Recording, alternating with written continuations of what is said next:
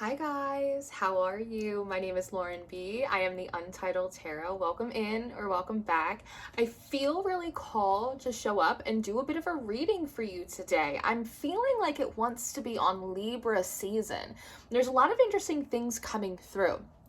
First of which is I'm getting a visual in my mind of hands being clasped together in like these big circles. And I've been talking about how between now and February, I see a lot of pairings being put together. I see this as business pairings, new friendships, romance, relationships, partners of all kinds, even spiritual pairings. Between now and February, you may see a lot of changing of the guards in terms of your spirit team, ancestors, deities, entities, angels, infernals, whatever it is that you work with. In that as well, there is a slight interview process that I am sensing from that, meaning that you may be pulling in the impression of different energies or different spirits.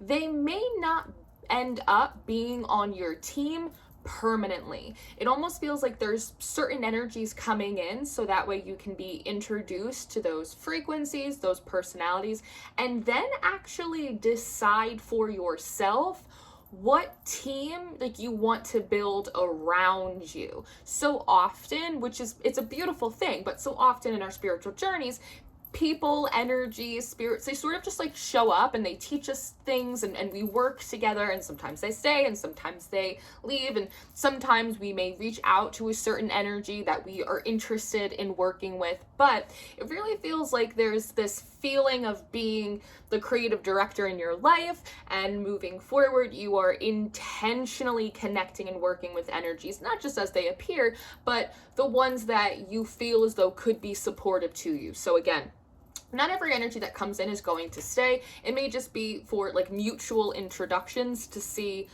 do we work well together? Is there some sort of symbiosis here? That type of thing. But I do see the divine putting a lot of physical pairings together. So if you have been single for a long time, for instance, a lot of you may all of a sudden feel this urge to get back out there. For some of you who have been in relationships for a long time, there may be a call to sort of renew and refresh those relationships. You may find yourself really being pushed towards collaborations right now, and similarly areas where you can collaborate and work with other people and different projects, doing things together. Some of those people may end up being really good friends for you moving forward, and some of them might not be. Maybe it's just a work thing, it's just an acquaintance, but I see all of these pairings, love, friendship, spirit, coming together. And I think Libra season is really when we're kicking that off, as Libra and Venus do rule the 7th house. Now, there's also, Venus obviously rules relationships, but Venus also rules value, money, a lot of our jobs, right? It's like a lot of if I wanted to manifest money, I would work with Venus, and maybe Mercury too for commerce, right?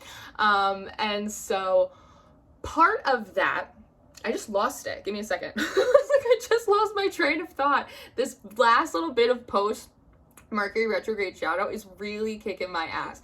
This last transit has been so much more difficult than any of the other ones. So Venus, as it is connected to business and your work opportunities, there's something interesting that wants to be highlighted, that there is a lot of emphasis you guys are putting on like your own personal development and like your own professional development creatively, etc., and how that's a really good thing. But it's worth considering like the obstacles that are in the environment, especially some social obstacles. And it just feels as though we don't want to admit defeat to them, but like we do want to acknowledge that they are like a contributing factor to maybe a little bit of like resistance in you getting to where it is you want to go professionally. It feels as though there are people who are around you, who are in your industry, they work at your job, they know what you're about, and it's almost as if the divine tried to plant a little seed in their head at some point within the last 6 to 8 months, like, hey, maybe you should help out collective. Like, hey, maybe you should like recommend them for something, or hey, maybe you should shout them out, or like, hey, maybe you should work with them. The divine like planted these little seeds in people's heads, but it feels as though like a lot of them did not allow those seeds to blossom. They didn't help you when maybe they could. They didn't recommend you when maybe they should have. And so because of that, I keep hearing like it's personal now, because it's not so much about them specifically not helping you, but more so like not heeding like the spirit when it's asking them to be kind or charitable or generous or pay it forward in some way. Like that's kind of like a bigger issue. And I actually haven't used the shufflemancy in a while, but I felt called to do it today. And the song that came on was You Should See Me in a Crown by Billie Eilish. And in that song, she goes, you should see me in a crown. Your silence is my favorite sound, right? Watch me make them bow one by one by one. Now, the idea of we're gonna make them bow, that's super dramatic. Let's be for real. But it is sort of the idea of like this acknowledgement that I almost want to say, and I know this is kind of a bold statement, but what I want to say is for every person that was positioned to help you but didn't, they're showing me bowling, and like knocking down all the pins. I know it's like there's a specific word for that. A strike, is it a strike? For every person who was positioned to help you and didn't, it feels as though the divine is going to essentially like give you an opportunity to shine, to flex, to show your stuff, to exhibit that the divine can create opportunities for you to shine, to put yourself forward, to put your thing down, flip it and reverse it whenever it wants to. Furthermore, it's the acknowledgement that like you actually aren't charity. You are worth investing in. You are smart. You are talented. You are proficient in your skill set and in your field. And so that silence is my favorite sound. It's people having to witness you in different positions, elevated, really shining and showing your stuff. And there's sort of the idea of like shutting them up, because in maybe some instances people had things to say. We're human beings. We can gossip. We can do all of the things that people do. And so it almost feels as though if anyone had any assumptions about you, or they thought one thing, it feels like all of those assumptions and like some of those judgments and criticisms will absolutely be put to rest, because they're saying worth your salt. They are worth their salt. You are worth your salt. So that's part of the silence is my favorite sound. That it's definitely going to be like shutting up some naysayers, and then the watch me make them bow. It's essentially translated as watch them acknowledge me for all of the strengths, for all of my talents, for my dedication. And especially there's something about character here, that one of the areas where you really shine outside of like your technical skill set and the stuff you do for work or your passion projects or your hobbies or your platform, it's your character. It's the fact that you are a team player, you try and support other people, you try and lift people up. And they're saying like even people that you may be like jealous or intimidated of, that you've been working hard on that, on trying to turn your jealousy into inspiration and appreciation, and like really gain that like higher perspective when you feel those very human emotions bubbling up, that it doesn't go unnoticed, that work. And so I feel like a lot of Libra season for you between now and October 24th, I believe, is about kind of slowly but surely being reintroduced kind of to society, to the people around you, people who follow you, right? So there's an energy here of they don't know the new you. A lot of people don't know the new you, and so you need a bit of a reintroduction. Allow me to reintroduce myself. And they're also showing me a debutante ball, specifically the one from Gilmore Girls, that's like, it's super awkward, and you know Rory's there and she's in this big dress, and it's something like she doesn't totally like want to do, but like she's kind of doing it to make like Emily happy, right, like her grandparents, which means that there may be like a few instances throughout Libra season where very much like Emily Gilmore, the divine is like, look at my child, look at them go. And it feels like a little too much attention, or the divine's trying to encourage you to do something or take up more space and maybe you like really want to, like in that moment, right? But it feels as though like you are being cooperative, and there is an added benefit to that for you. So again, a lot of Libra season is a combination between you reintroducing yourself to just people who haven't caught up to like season 3 version of you, and also it's the divine's opportunity to kind of, I want to say, like show off the good work in you, show off how much you've grown, how your faith is your testimony, how skilled and developed, and how you're maturing, and all of that. So it's a moment for you to flex, but it's also kind of a moment for the divine to flex too, you know? Look at that. Look at that, the Hierophant at the bottom. I said what I said and I don't take it back. So let's see, look, and the Devil in reverse. How you like them apples? Let's see what else wants to come out for you. Actually, you know what I want to do is, and I love that the Hierophant is a teacher too, right? So it's the idea of like being dismissed all of a sudden, like you're in charge. I kind of like that. And again, we're using dramatic language, but you get what I'm saying. I feel like I kind of want to do a Celtic cross. Look, Justice and the 4 of Wands. And what I want to say is Libra season is the beginning of a cycle where you will be welcomed as much as you should have been the whole time. Let's do a Celtic cross. By the way, as we're shuffling, I have a new tarot class coming out next Wednesday, October 4th at 6 p.m. Eastern Standard Time. We're going to do tarot game night. For those of you that don't know, when I'm not here sparingly on YouTube, I am teaching tarot and intuitive skills to students all over the world. We are having so much fun, and I have a new class next Wednesday. It's a tarot game night. I have about like 8 to 10 seats. I might add more if we fill up, but we're gonna have a whole lot of fun. So if you want to learn tarot in a way that isn't terrible, and you want to have fun and deepen your relationship to your tarot practice and refine your tarot skills while also playing games and learning in a way that feels really exciting and joyful, if you want to make friends, if you want to hang out with me, come to my class Wednesday, October 4th, 6 p.m. The links will all be down below. You are coming forward as the Knight of Wands. I actually kind of love this for you because it almost feels like, in a way, when everyone else this month is kind of like getting their ass like handed to them and rearranged, you all of a sudden you have access to all of this like exuberant energy.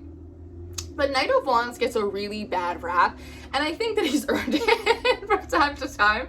But you know what? He gets the party going. He is excited to be here. He is confident. Like, he's really coming out the gate. He's one of the fastest knights in the deck. And so I do feel as though you're sort of entering Libra season with like some smoke on your heels.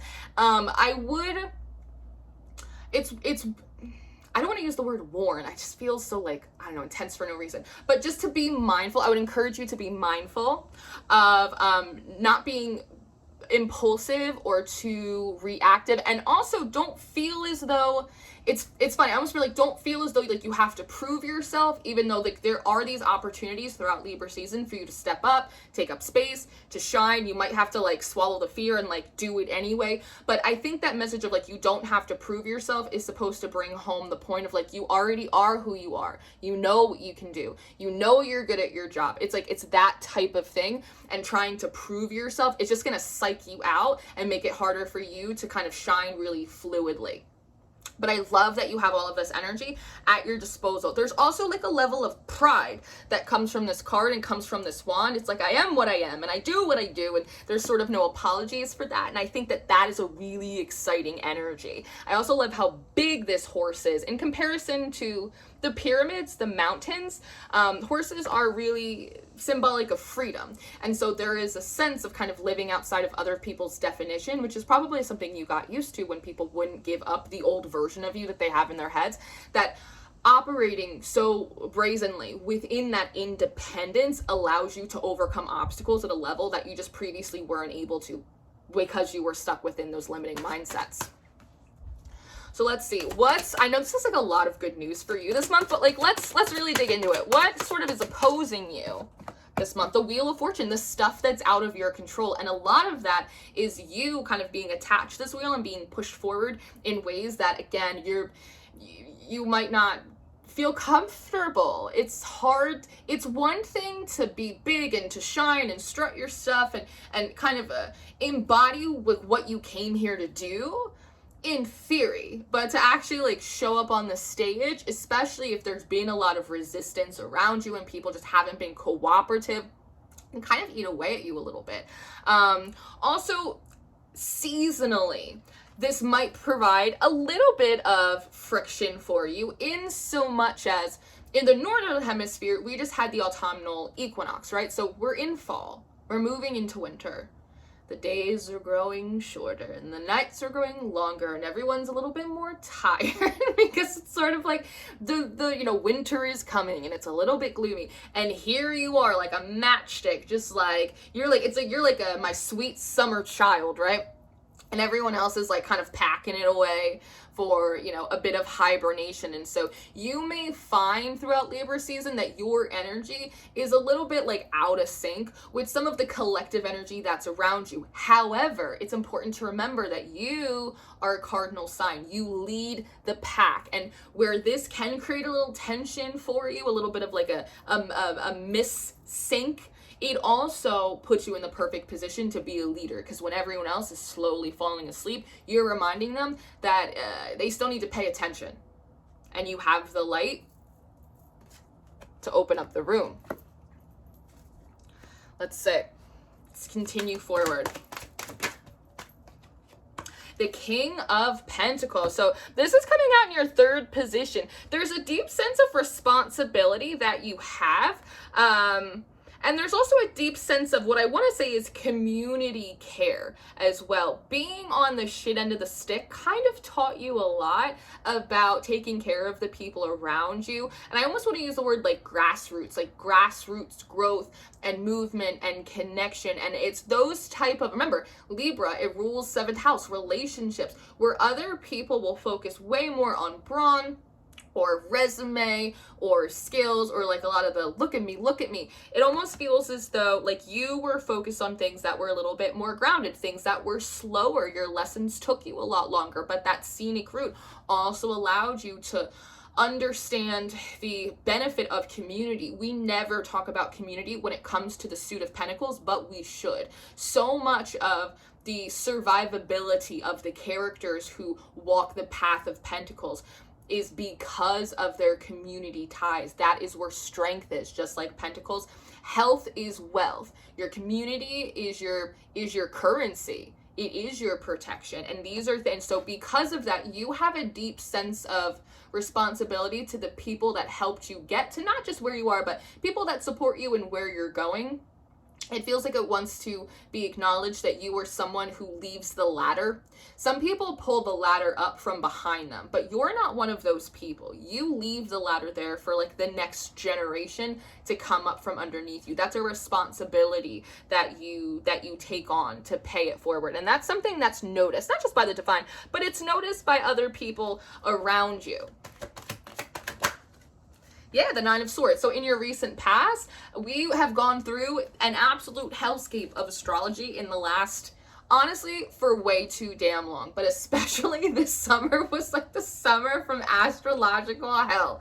And the 9 of Swords obviously can talk a lot about anxiety, sleepless nights, insomnia. This is you coming out of like a really difficult period, some of which is just because of like emotional and ideological deconstruction, right? When we have ideas that have gone past their expiration date, when like we have to evolve, when we have to come into new mindsets. Sometimes we just have things like anxiety as like a condition. But also this card talks about the astrology, about misfortune through transits and stuff like that. And so obviously, like, you're coming out of, if hearing that Diana Ross song, you're coming out of like a very challenging and a very constricted time. There's something very isolating about the Nine of Swords. And when you already have anxiety, or you're already trying to face fears, or you're already trying to just navigate life and make your way through, right? And there seems to be some kind of desertion, or people aren't supporting you or actively getting in your way, it can totally like just drive you deeper into that isolation tunnel,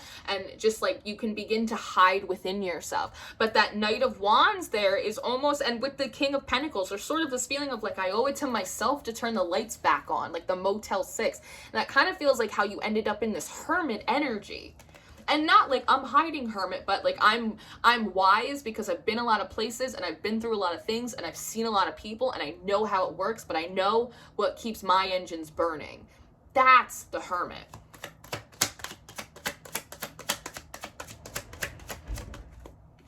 Ace of Wands. So this is the weather. This is what's coming up for you. Fresh energy, new inspiration. Also, not for nothing, but with the Knight of Wands and this Ace of Wands, these are very sexual and like attractive type of energies. So I can definitely see, as you're on the precipice of this glow up, people coming back around, almost like people from high school. That happens to me sometimes. People from high school are like, oh, hey. And I'm like, hi. You know what I mean?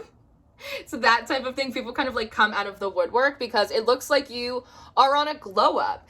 Also, I see a lot more stamina. I'm hearing, meaning that, you know, over the last 6 to 8 months, you probably would like get a good start and then you'd kind of like putter out. It was less about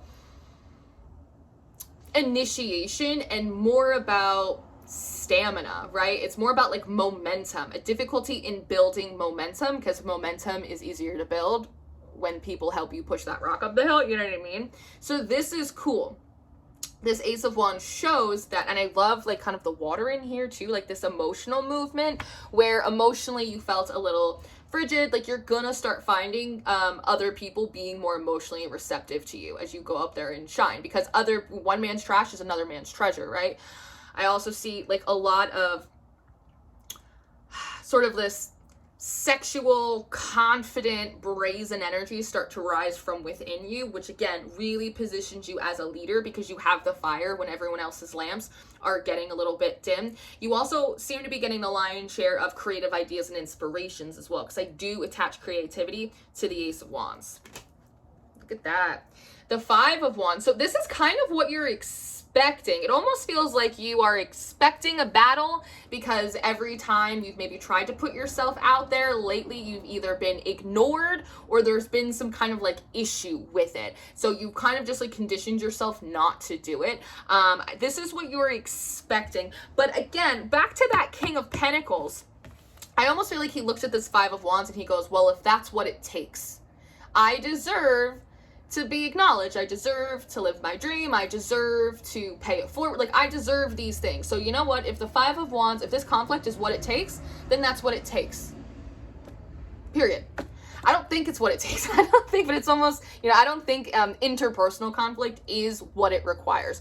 But there is a sense here of like, if you gotta fight for your right to thrive, then you fight for your right to thrive, because that is a worthy battle. And a lot of you guys who have been with me since the dawn of time know that spiritually, my specialty is spiritual warfare. And through many, many, many of the ascended masters that I have worked with, one of the most prominent and impactful lessons is that there's nothing wrong with fighting, so long as it's a fight worthwhile. Make sure you know what you're fighting for, and this is a valid cause. So when that fear maybe creeps up, or that imposter syndrome, or the feel to like prove yourself, when the divine kind of opens up these windows for you to step into them, remember that you don't have to fight with other people. You have to fight for yourself. You have to fight to step in and claim the space that has been assigned to you. You are assigned to that space for a reason. It's almost like, act like it. You're here with purpose. Act like you got purpose. Fun fact, I was a bartender for over 10 years before I started this job. And I went to bar school, which is not something I recommend anyone who's serious about bartending do. No one does it, but my inclination is always to go to school. And in that class, they were teaching us about pouring drinks out of the shakers. And the guy said, my teacher, he said, pour with purpose. And he showed what happens when you don't pour with purpose is you'll see it happen all the time. The liquid, it kind of starts running down the bottom of the shaker. It's dripping everywhere. It creates a huge fucking mess. But when you're making a drink, shake, shake, shake, pop the top, pull it off, pour with purpose. It gets where it needs to go. Ace of Pentacles. Oh my goodness, this is exciting. This is good. The thing, you know what's so crazy is I look at this card and the only thing I see is the mountain in the background. I think that it's good you have all of this energy because you still feel a little bit like mentally exhausted, like from the journey up until this point. And listen, I'm here, I'm with you, take a nap. I love you. I'll be here when you wake up. But it's almost like there is such a big pentacle. The hand, the presence of the divine is right in your face. There's this beautiful pathway to the other side, but it's like all I can see is that mountain. So I think in a lot of ways, you've kind of been defined by your challenges. You've been defined by the mountains and the Goliaths in your life. And I'm not going to tell you your personal mythology is wrong. I'm just saying sometimes, and this is an evolutionary trait, that we are evolutionarily designed to find the problem, to find the negative thing, to find the mountain or the monster, because it's part of our survival instinct. But this is something that it's worth considering, that it's time to negotiate with this energy, and maybe practice bringing your mind back to the opportunity, back to what it can give for you, back to what these spaces could do for your life if you step into them, back to the generosity of the divine, back to the path that's ahead of us. Because how do you know that once you get past this little archway that you have to, don't look at my nails, that you have to climb over that mountain? How do you know that's the way you have to go? We actually don't know that. It's not a law. Like maybe the divine is going to send you through this archway and then it's going to have you like take a little right and go down here where there are no mountains. Maybe they're going to have you go around the whole thing. We don't actually know. Just because the mountain's there doesn't mean that your ass is the one that has to climb it. Put that on a coffee mug. The Magician. The Magician. Oh, this is so interesting. So this is coming out in the environment. Oh, God in heaven. So, in the Three of Cups, that's exactly as I expected. This is a very tricky energy. A lot of the people around you there's sort of this big boss applesauce kind of energy. It's a little bit of like a machismo. It's a little bit kind of, you're brazen, but sometimes the Magician comes forward as like a little bit more of like a charlatan. And I'm not saying you're the only one that knows what you're doing. But what I am saying is like there's a lot of showboating going on. There's a lot of like inflation, making things appear more magical or grander than they actually are. I'm actually hearing, and they're showing me a visual of like the curtain, like a yellow curtain behind this Magician kind of like falling away and like seeing the whole background and like someone pushing a cart, like they're not supposed to see me. Especially with the Three of Cups, which one, it can be like a really fun time. Like one, this is people in the environment probably like getting into the holiday spirit, enjoying themselves, showboating, doing what people do, right? But there's sort of, it's like a bragging type of energy. The Three of Cups can be kind of superficial, right? It's a small number in a very fluid and hard to define type of suit. So I just see a lot of this making things better than they appear, keeping up with the Joneses, kind of like a lot of like fucking around type of energy.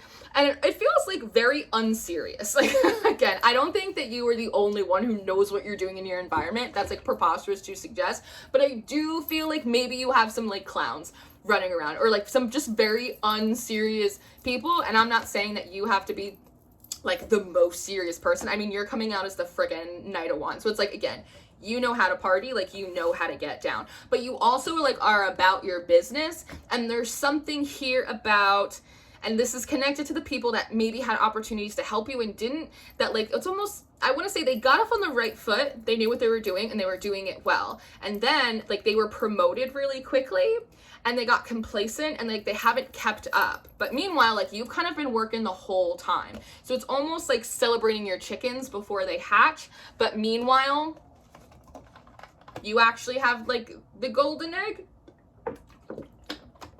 The golden goose. You've been seeing a lot of geese. 10 of Cups.